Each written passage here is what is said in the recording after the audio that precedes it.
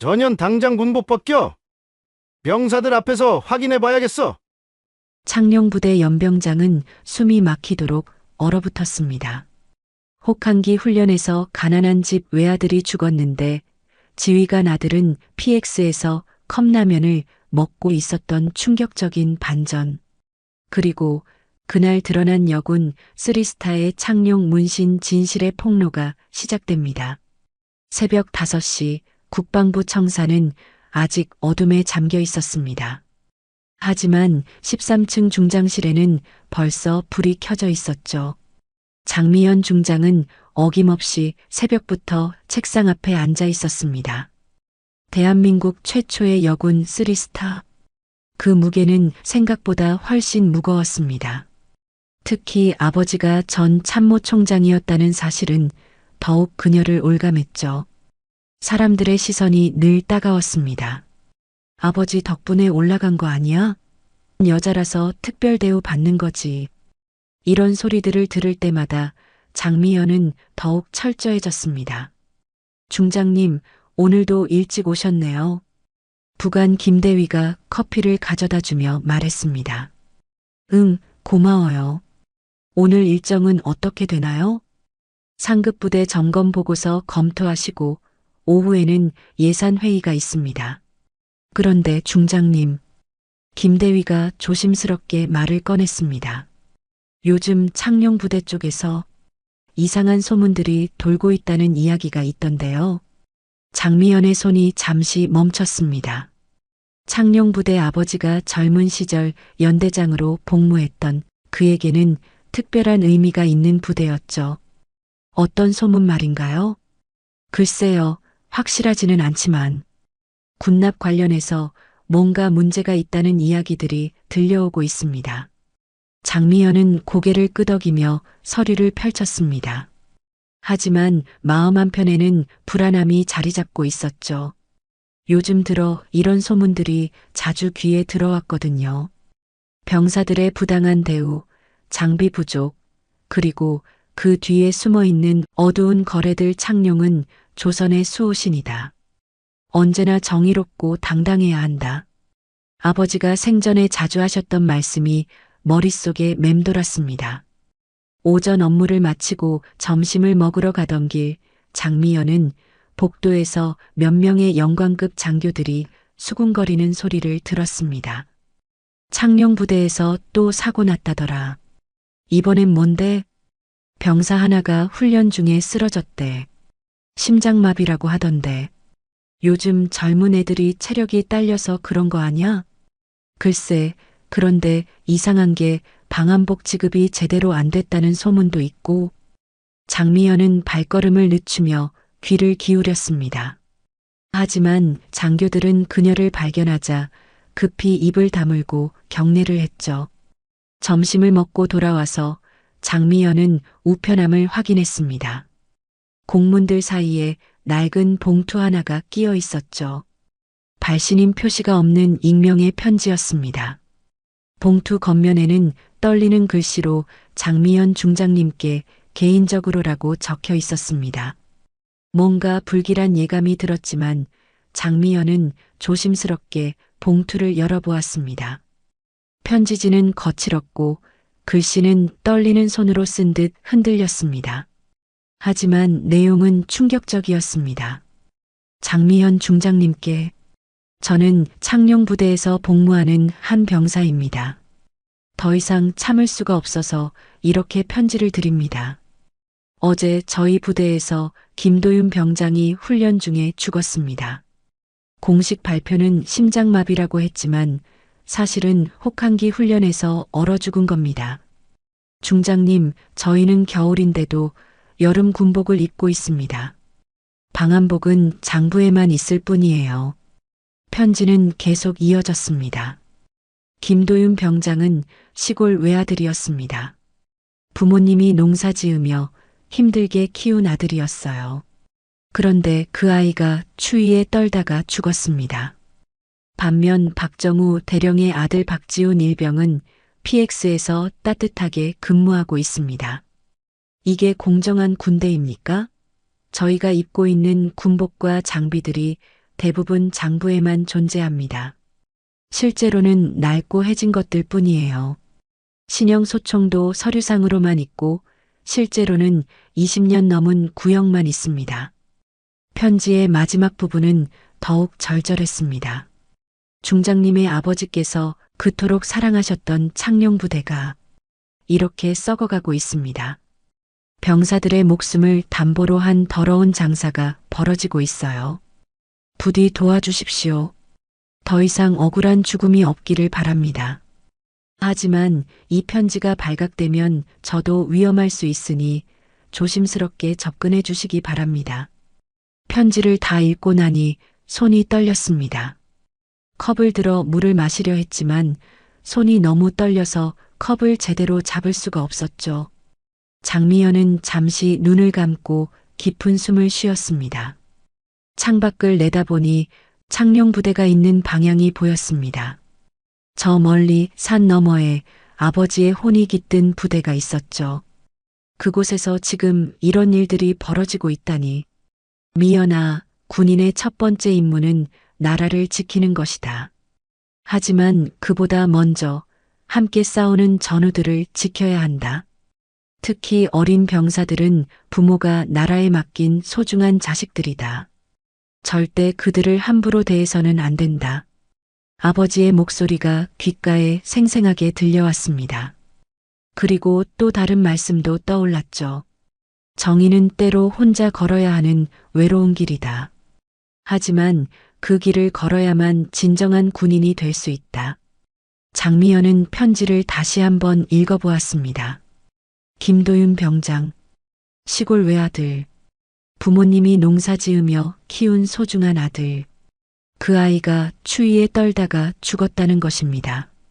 반면 지휘관의 아들은 따뜻한 곳에서 편하게 군 생활을 하고 있다고. 이런 불공정이 어떻게 가능할 수 있단 말입니까?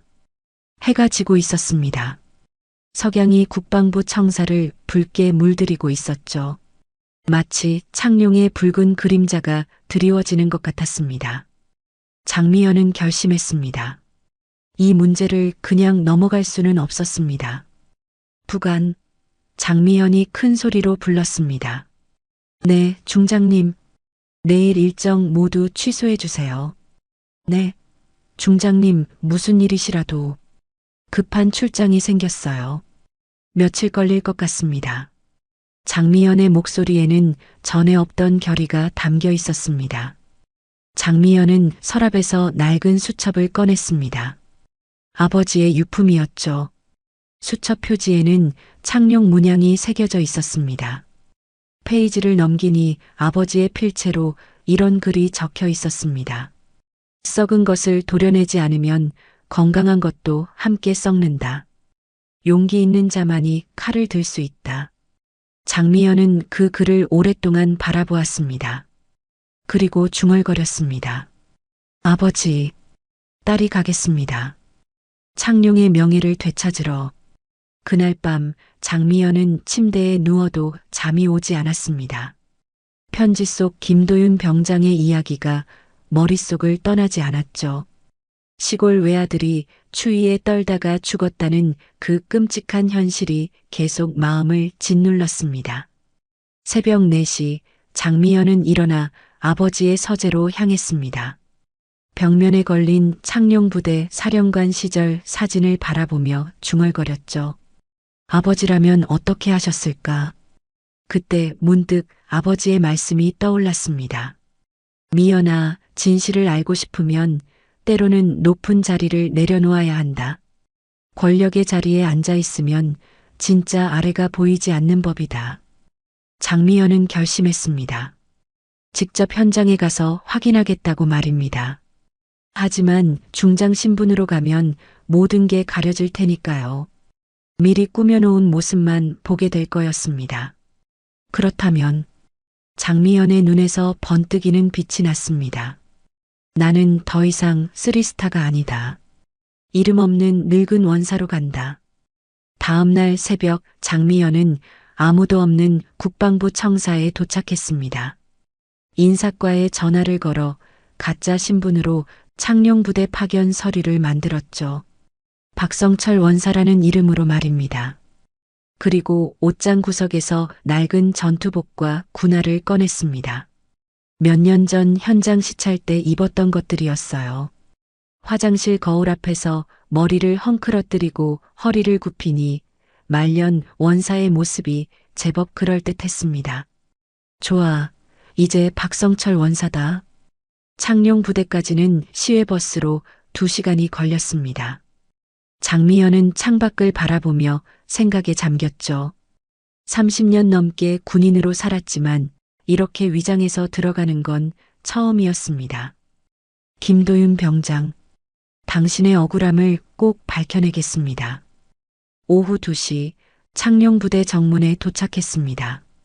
어린 시절 아버지와 함께 왔던 그 자리였지만 지금은 분위기가 완전히 달랐어요.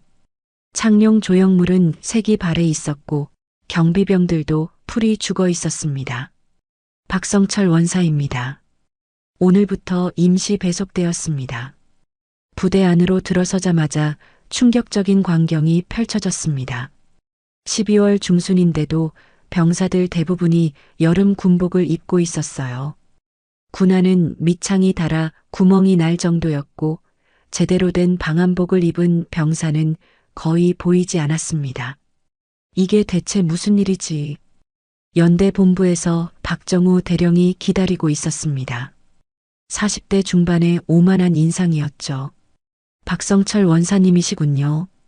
임무 기간은 얼마나 되시나요? 일주일 정도입니다. 장비 점검 업무로 왔습니다. 박정우 대령은 친절해 보였지만 눈빛 어딘가에 경계심이 서려 있었어요. 뭔가 숨기고 있구나. 장미연은 직감했습니다. 저녁 시간 부사관 식당에서 충격적인 대화를 들었습니다. 김도윤 병장 일은 정말 안타까웠어. 겨우 20살인데 심장마비라고 했지만 사실은 한 부사관이 주위를 둘러보며 작은 목소리로 말했습니다. 훈련장에서 얼어 죽은 거 아니야? 방한복도 없이 밖에 나갔는데. 쉿! 연대장님이 함부로 떠들지 말라고 했잖아. 또 다른 부사관이 분개하며 말했습니다. 그런데 박지훈 일병은 왜 혹한기 훈련에 안 나갔어? 똑같은 일병인데. 그야 연대장님 아들이니까. PX에서 따뜻하게 근무하고 있잖아. 정말 기가 막혀. 같은 부대 병사인데 이런 차별이 어디 있어? 장미연은 주먹을 꽉 쥐었습니다. 편지의 내용이 모두 사실이었던 거죠. 한 병사는 추위에 떨다 죽고 다른 병사는 따뜻한 곳에서 편하게 지내고 있다니. 식사 후 부대를 둘러보니 더욱 가관이었습니다. 무기고에는 녹슨 구형 소총들만 가득했고 보급 창고는 텅텅 비어 있었어요. 하지만 장부상으로는 최신 장비들이 모두 배치되어 있다고 기록되어 있었습니다. 그날 밤 할당받은 막사 침대에 누워 장미연은 천장을 바라보았습니다. 중장실과는 비교할 수 없을 정도로 초라했지만 오히려 마음은 더 간절했어요. 창밖에서 찬바람이 불어왔습니다. 이런 추위 속에서 김도윤 병장이 마지막을 맞았다고 생각하니 가슴이 미어졌죠. 정말 이런 일이 벌어지고 있다니. 그때 복도에서 발소리가 들렸습니다. 장미연은 조용히 문틈으로 밖을 내다봤어요.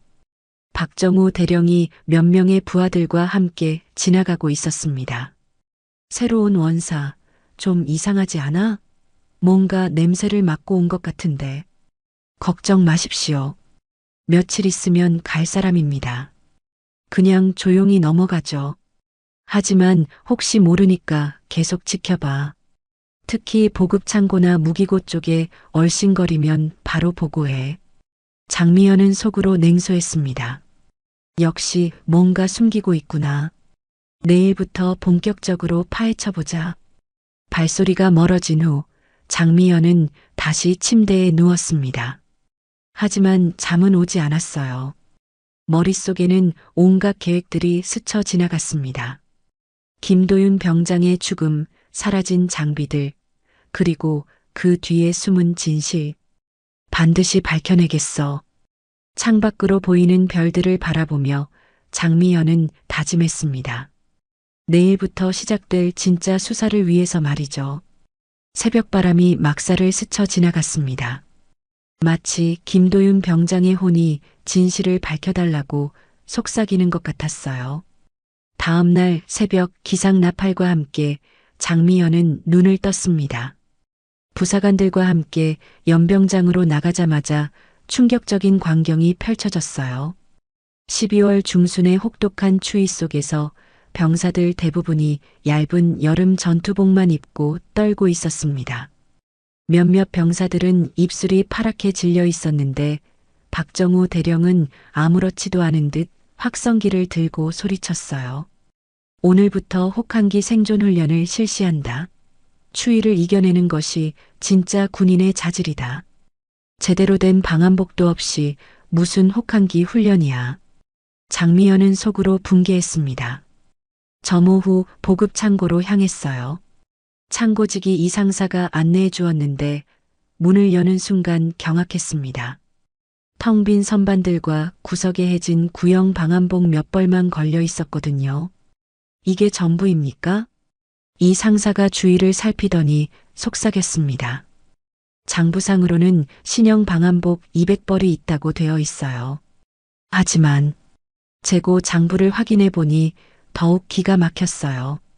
최신형 방한복, 방한모, 방한장갑 모든 게 완벽하게 기록되어 있었지만 실제로는 거의 없었습니다.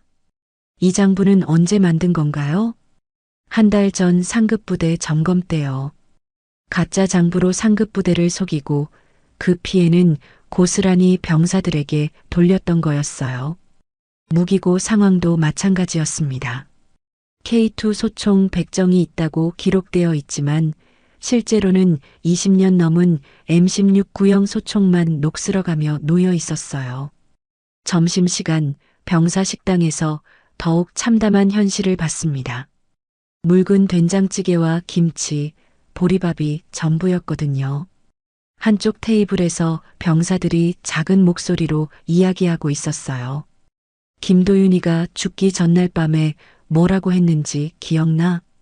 집에 가고 싶다. 너무 춥다고 했지. 그날 훈련복도 젖어 있었는데 갈아입을 여벌도 없었잖아. 그때 한 병사가 분개하며 말했습니다. 근데 박지훈 일병은 PX에서 라면이랑 과자 실컷 먹고 있더라. 난방도 빵빵하게 틀어놓고. 같은 일병인데 이런 차이가 있나? 우리는 뭐야? 장미연은 주먹을 꽉 쥐었어요. 지휘관 자식은 따뜻한 곳에서 편하게 지내고 가난한 농가 출신은 추위에 떨다 죽는다니. 오후에 김도윤 병장이 죽은 훈련장을 직접 가봤습니다. 생활관에서 10분 거리의 야산 기슭이었어요. 바람이 매섭게 불고 온도도 영하 10도 이하로 떨어지는 곳이었습니다. 훈련장 담당 이성훈 상병이 안내해 주었는데 바로 그가 편지를 보낸 병사인 것 같았어요.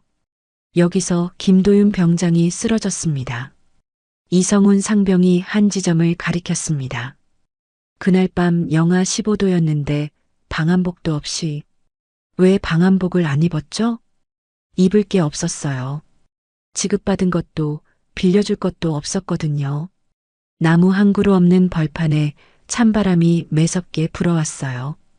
이런 곳에서 제대로 된 장비도 없이 20살 청년이 목숨을 잃었다니. 김도윤 병장은 어떤 애였나요? 정말 착한 애였어요. 시골에서 올라와서 말도 별로 없고 항상 부모님 걱정만 했거든요. 이성훈 상병의 목소리가 떨렸습니다. 집 농사일 도와드리러 빨리 가고 싶다고 늘 말했는데 그런 착한 애가 이렇게 죽었어요. 그때 이성훈 상병이 주위를 살피더니 작은 목소리로 말했어요. 원사님, 사실 더 심각한 게 있어요. 뭔가요? 유령 병사 명단이 있어요. 존재하지도 않는 가짜 이름들로 군복이랑 장비를 빼돌리고 있거든요. 장미연은 깜짝 놀랐습니다. 유령 병사요? 네, 제가 우연히 보급 서류를 정리하다가 발견했어요. 김철수, 박영수, 이런 이름들로 수십 명이 등록되어 있는데 실제로는 없는 사람들이에요. 그럼 그 사람들 몫의 보급품은 다 어디론가 사라져요.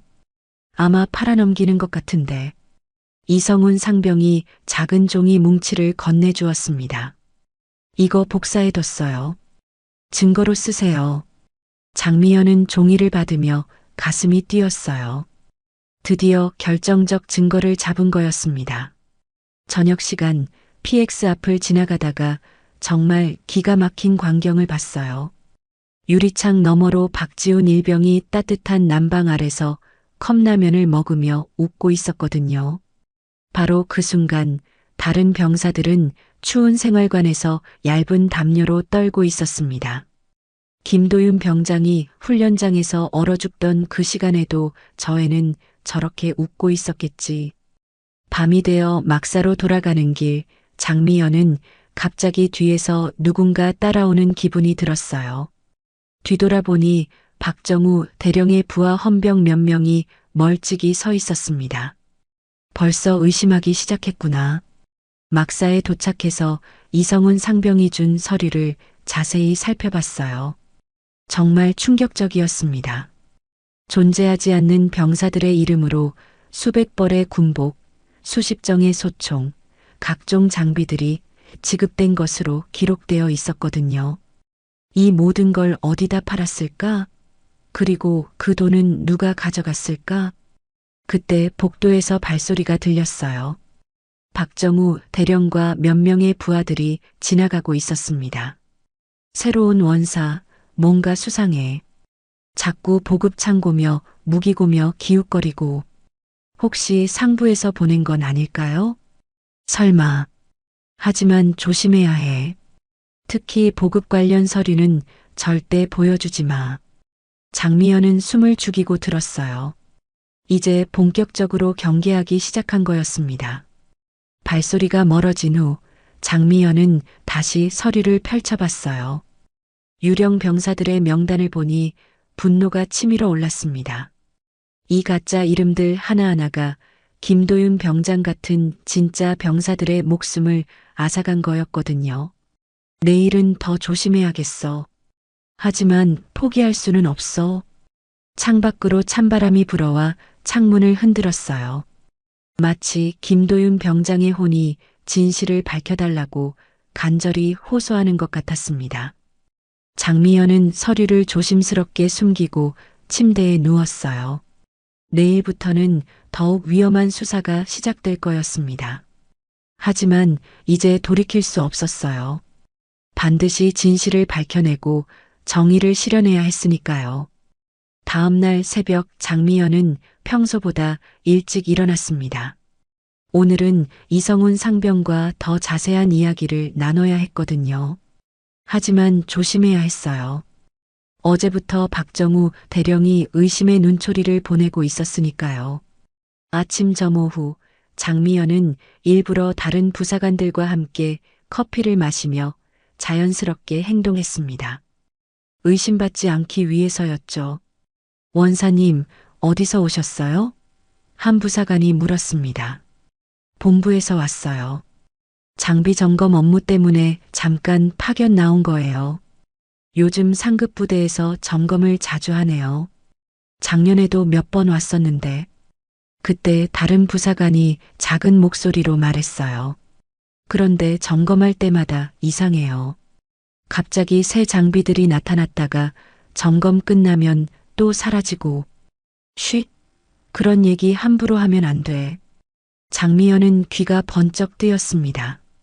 역시 상급 부대 점검 때만 임시로 장비를 가져다 놓고 속이고 있었던 거였어요.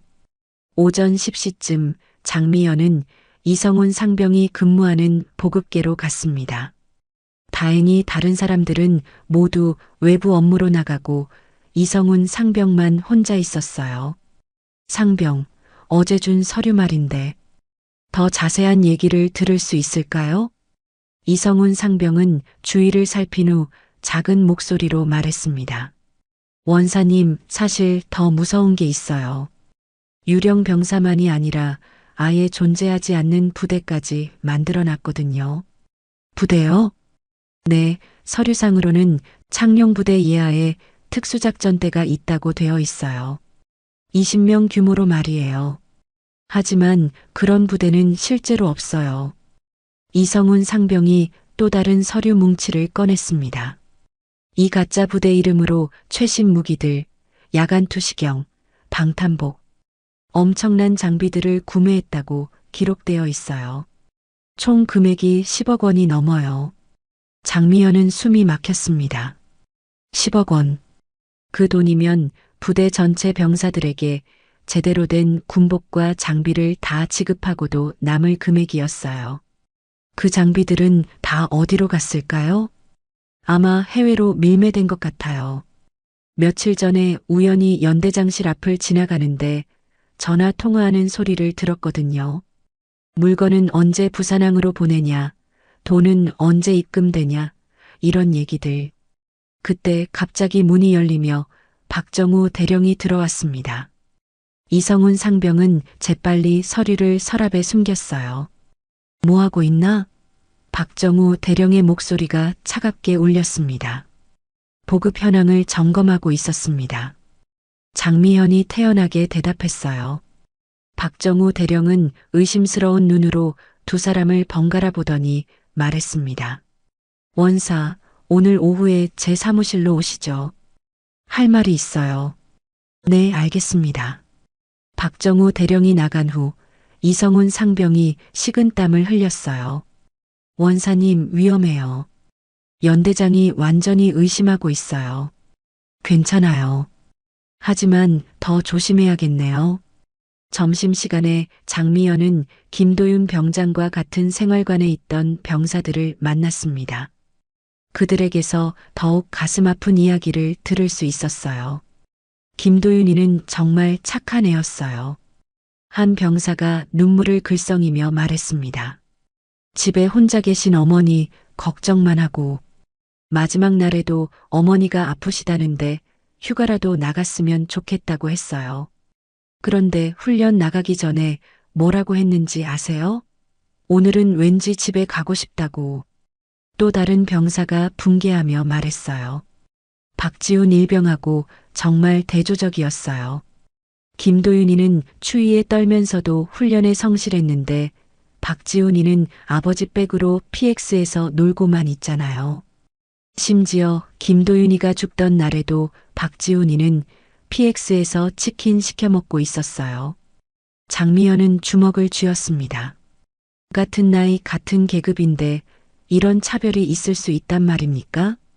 오후 3시 약속 시간에 맞춰 연대장실을 찾아갔습니다. 박정우 대령은 책상에 앉아 서류를 보고 있었는데 장미연이 들어가자 날카로운 눈빛으로 쳐다봤어요. 앉으시죠, 원사. 네. 원사님이 여기 온 진짜 목적이 뭔가요? 박정우 대령의 직설적인 질문에 장미연은 당황하지 않고 대답했어요. 장비 점검 업무라고 말씀드렸지 않습니까? 그런데 왜 자꾸 병사들이랑 대화하고 보급 서류를 뒤지고 다니시는 거죠?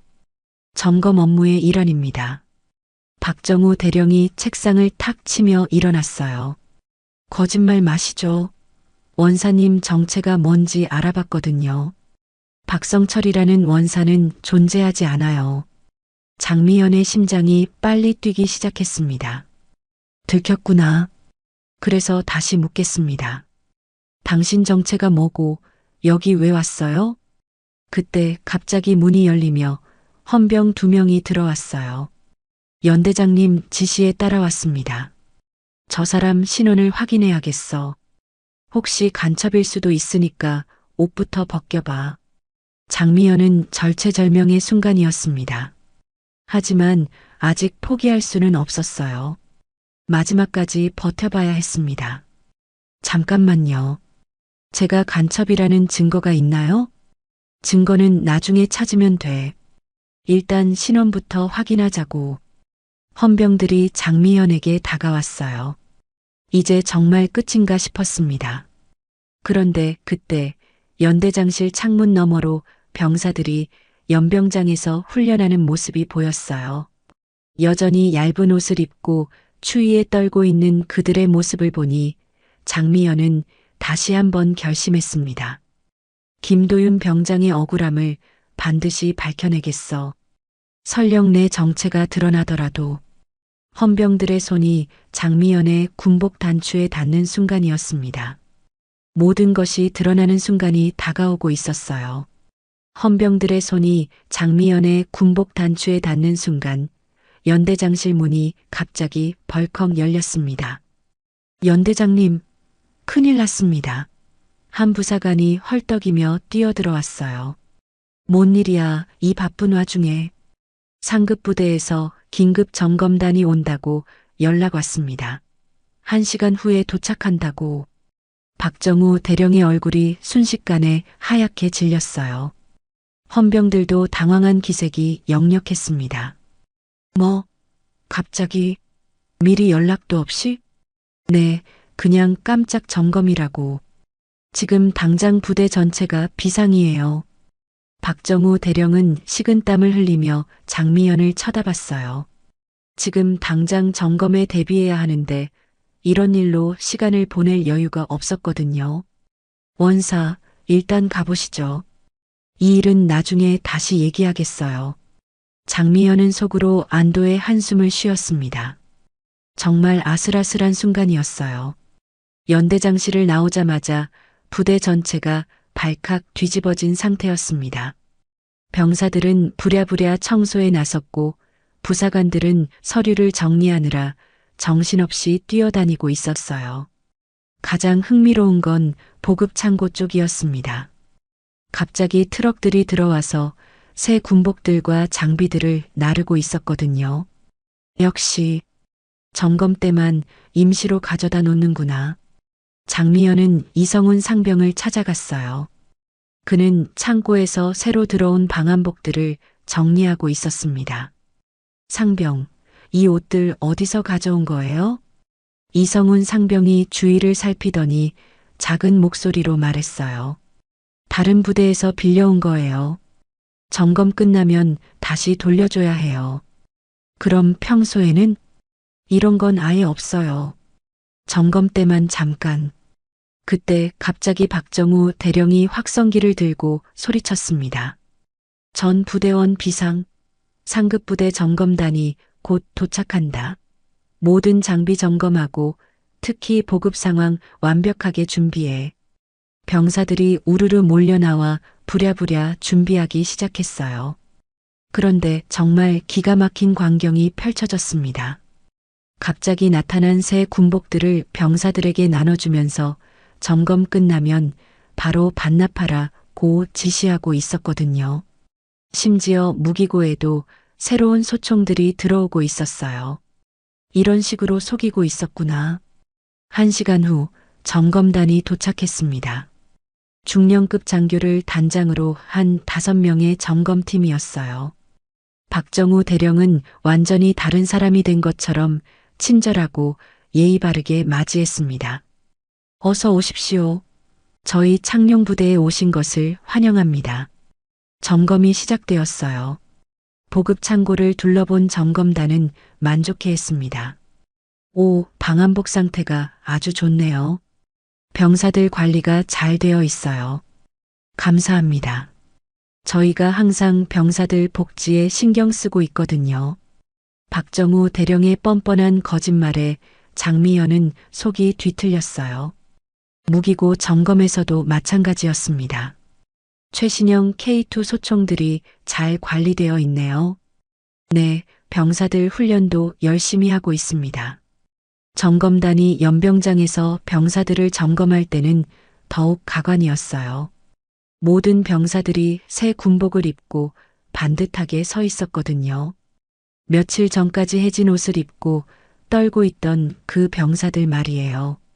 점검단장이 몇 명의 병사들에게 물어봤습니다. 군복 상태는 어때요? 보고합니다. 아주 좋습니다. 추위는 안 타요?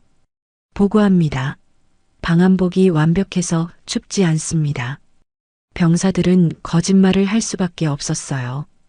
진실을 말하면 나중에 어떤 보복이 있을지 모르니까요. 점검이 끝나고 점검단이 돌아간 후 정말 기가 막힌 일이 벌어졌습니다. 트럭들이 다시 와서 모든 새 장비들을 다시 가져갔거든요. 야, 빨리 군복 벗어. 반납해야 한다고. 소총도 빨리 무기고에 넣어. 불과 2시간 만에 부대는 다시 원래 모습으로 돌아갔어요. 병사들은 다시 해진 옷을 입고 추위에 떨기 시작했습니다. 장미연은 정말 분노가 치밀어 올랐어요. 이런 식으로 상급 부대를 속이고 병사들을 기만하고 있었던 거였습니다. 저녁 시간 이성훈 상병이 조심스럽게 장미연에게 다가왔어요. 원사님, 아까 위험했죠? 연대장이 정체를 의심하고 있어요. 알고 있어요. 하지만 포기할 수는 없어요. 사실 더 큰 문제가 있어요. 이성훈 상병이 더욱 작은 목소리로 말했습니다. 김도윤 병장 사건. 단순한 사고가 아닐 수도 있어요. 무슨 뜻이에요? 김도윤이가 죽기 며칠 전에 뭔가 이상한 일이 있었거든요. 보급 서류를 정리하다가 유령 부대 명단을 발견했대요. 그래서 몇 명한테 얘기했는데 장미연의 가슴이 뛰기 시작했어요. 그 후에 갑자기 혹한기 훈련에 투입된 거예요.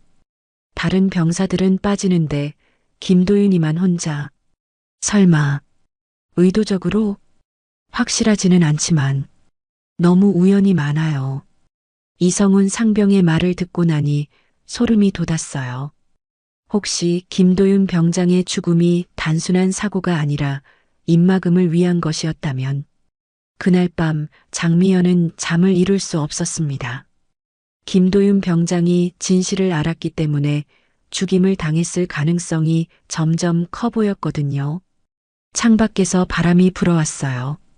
마치 김도윤 병장의 혼이 진실을 밝혀달라고 간절히 호소하는 것 같았습니다.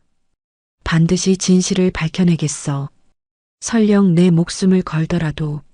장미연은 주먹을 꽉 쥐고 다짐했습니다. 이제 더 이상 물러설 곳이 없었어요. 내일은 더욱 위험한 수사가 기다리고 있을 것 같았지만 포기할 수는 없었습니다. 다음 날 새벽 장미연은 평소보다 훨씬 일찍 일어났습니다.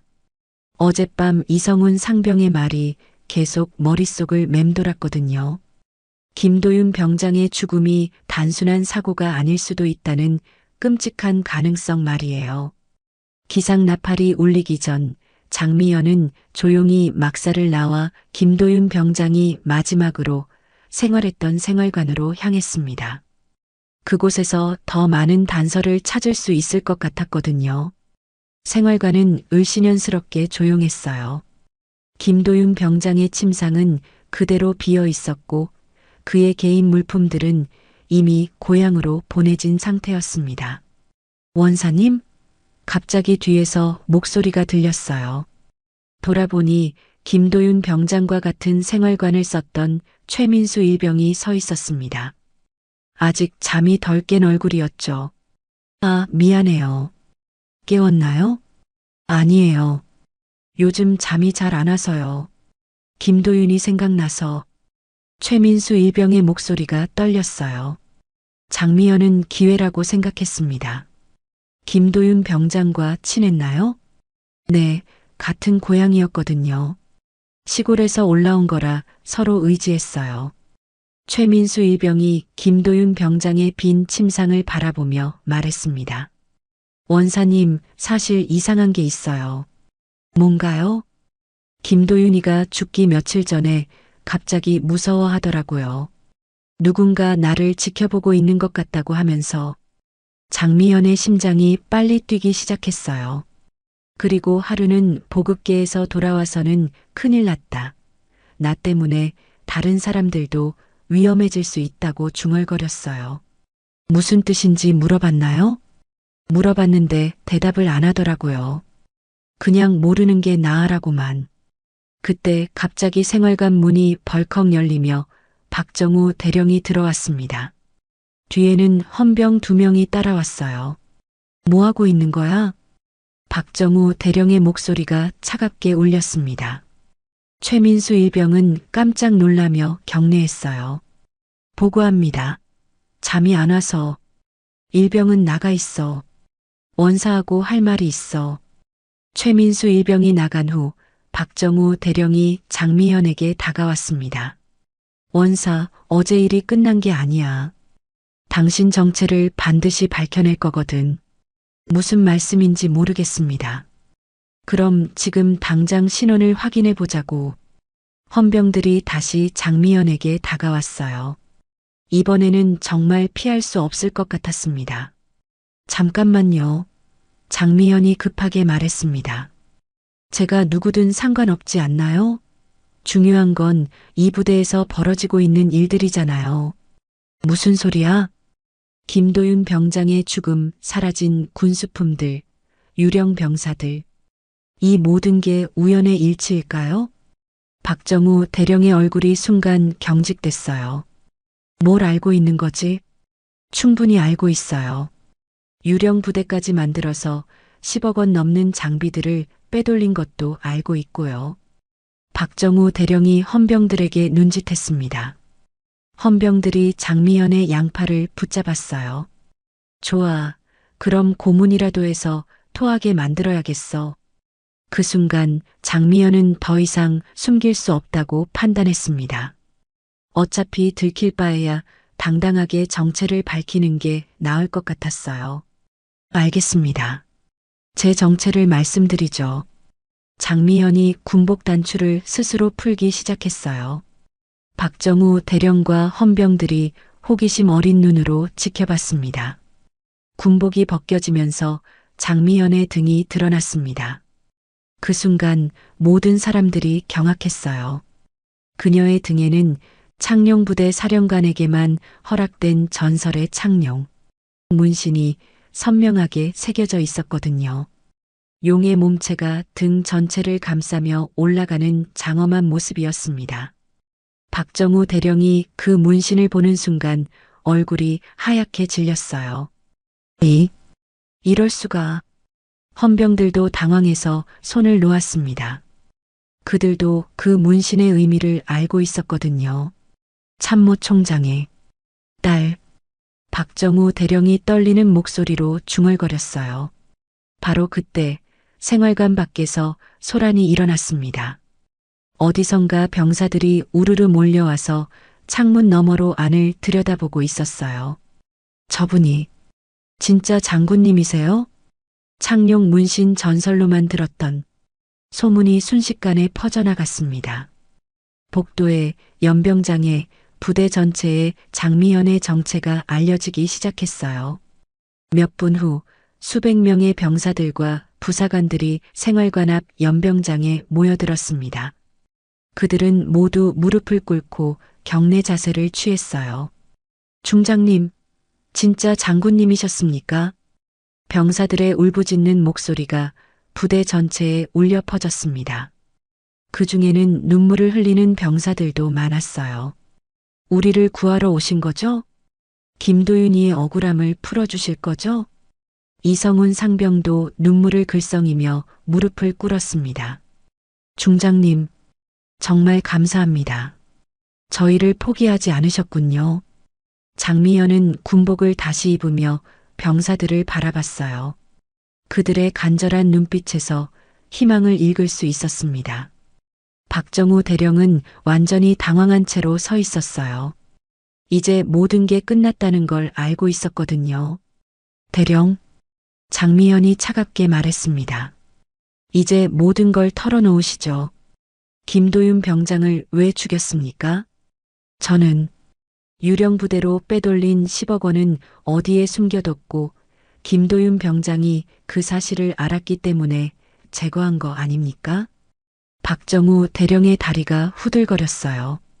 이제 정말로 모든 게 끝이었습니다. 연병장에서는 병사들의 함성이 계속 이어졌어요. 중장님, 중장님. 장미연은 창밖을 내다보며 다짐했습니다. 이제 진짜 수사가 시작될 때였어요. 장미연의 정체가 드러난 후 창룡 부대는 완전히 뒤바뀌었습니다. 병사들은 희망에 찬 눈빛으로 그녀를 바라봤고 박정우 대령과 그의 측근들은 공포에 떨고 있었어요. 헌병들, 박정우 대령을 구금하시오. 장미연의 명령이 떨어졌습니다. 잠깐만요. 저에게도 변명할 기회를. 변명은 군 법정에서 하시죠. 하지만 박정우 대령은 쉽게 포기하지 않았어요. 그에게는 아직 마지막 카드가 남아 있었거든요.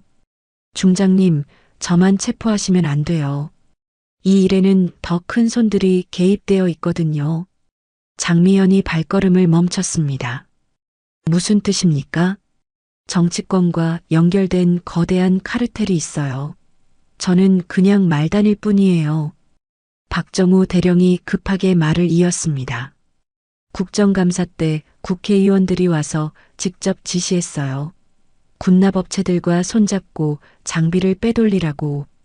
장미연은 놀랐지만 차분하게 대답했어요. 그렇다면 더욱 철저히 수사해야겠네요. 증거를 제시하시죠. 연대장실 금고에 모든 증거가 있어요. 정치인들과 주고받은 문서들, 해외 계좌번호, 거래 내역서. 2시간 후 장미연은 수사팀과 함께 연대장실 금고를 열었습니다. 정말로 충격적인 자료들이 쏟아져 나왔어요. 국회 국방위원회 소속 김모 의원과 주고받은 문서들, 군납업체 대표들과의 통화 녹음 파일, 그리고 스위스 비밀 계좌로 송금된 수십억 원의 거래 내역까지. 이런, 이 정도 규모일 줄은 몰랐네요. 수사관 중 한 명이 서류를 보며 경악했습니다. 가장 충격적인 건 김도윤 병장 관련 문서였어요. 그 안에는 보안 위험 요소 제거라는 제목의 계획서가 있었거든요. 김도윤 일병이 그 당시 유령부대 명단을 발견했다. 보안 누출 위험이 높아 적절한 조치가 필요하다. 장미연은 그 문서를 보며 분노가 치밀어 올랐어요. 정말로 김도윤 병장을 의도적으로 죽인 거였습니다. 혹한기 훈련 중 사고로 위장하여 처리한다. 방한 장비 미지급으로 자연스러운 동사 유도. 더 읽어갈수록 소름이 돋았어요. 한 청년의 목숨을 단순한 보안 위험 요소로 치부하고 냉혹하게 제거 계획을 세웠던 거였습니다. 그날 오후 장미연은 긴급 지휘관 회의를 소집했습니다. 연대 간부들이 모두 모인 회의실에서 그녀는 스크린을 켜고 모든 증거를 공개하기 시작했어요. 여러분, 오늘 이 자리에서 창룡부대에서 벌어진 끔찍한 진실을 공개하겠습니다. 첫 번째로 김도윤 병장의 마지막 모습이 담긴 감시카메라 영상이 나왔어요. 추위에 떨며 훈련장으로 향하는 그의 모습, 그리고 쓰러지는 순간까지. 회의실이 숙연해졌습니다. 몇몇 간부들은 고개를 숙였어요. 김도윤 병장은 심장마비로 죽은 게 아닙니다. 진실을 알았기 때문에 살해된 겁니다. 두 번째로 유령 병사 명단과 사라진 군수품 기록이 공개됐어요. 존재하지도 않는 병사들의 이름으로 수백 벌의 군복, 수십 정의 소총, 각종 장비들이 지급되었다고 기록되어 있습니다. 총 금액 15억 원 상당입니다. 세 번째로는 해외 밀매 증거들이었어요. 이 장비들은 모두 해외로 밀매되었습니다. 부산항을 통해 동남아시아로 빠져나갔고 그 돈은 스위스 비밀 계좌로 송금되었습니다. 마지막으로 가장 충격적인 영상이 나왔어요. 김도윤 병장이 훈련장에서 얼어 죽어가던 바로 그 시간, 박지훈 일병이 따뜻한 PX에서 치킨을 먹으며 웃고 있는 감시카메라 영상이었거든요. 이것이 우리가 지켜야 할 군대의 모습입니까? 가난한 농가 출신은 죽고 지휘관 자식은 웃고 있는 이런 모습이 정의로운 겁니까? 회의실은 완전히 조용해졌어요. 몇몇 간부들은 눈물을 흘리고 있었습니다. 그리고 이 모든 일에는 정치권도 개입되어 있었습니다. 장미연이 국회의원과의 거래 문서들을 공개하자 모든 사람들이 경악했어요. 군인의 피와 국민의 세금을 팔아먹은 자들, 그대들은 조국을 배신했습니다. 바로 그때 회의실 문이 열리며 헌병들이 박정우 대령을 끌고 들어왔어요. 수갑을 찬 그의 모습을 본 간부들은 모두 고개를 숙였습니다. 박정우 대령, 군형법 제86조 적전 도주, 제92조 상관 살해, 제94조 군수품 절도 혐의로 체포합니다. 저는 억울합니다. 혼자 한 일이 아니에요. 하지만 아무도 그의 말에 귀 기울이지 않았어요. 회의가 끝난 후 장미연은 김도윤 병장의 어머니 최말순 여사에게 전화를 걸었습니다. 어머님, 장미연 중장입니다. 아, 장군님. 최말순 여사의 목소리는 슬픔에 젖어 있었어요. 도윤이 일로 연락드렸습니다. 진실을 모두 밝혀냈어요. 정말인가요? 네, 도윤이는 억울하게 죽었습니다. 하지만 이제 정의가 실현될 거예요. 전화 너머로 최말순 여사의 울음소리가 들렸어요. 우리 도윤이가 진짜 억울하게 죽은 거였군요. 이게 나라예요? 이게 나라냐고요. 그 울음소리에 장미연도 눈물이 났어요. 한 어머니의 가슴 찢어지는 절규였거든요. 어머님, 반드시 책임지는 사람들을 처벌하겠습니다. 그리고 도윤이 같은 일이 다시는 일어나지 않도록 하겠어요. 그날 밤 장미연은 아버지의 묘소를 찾았습니다. 차로 3시간을 달려가서 아버지가 잠든 국립현충원에 도착했어요. 묘비 앞에 무릎을 꿇고 앉아 장미연은 조용히 말했습니다.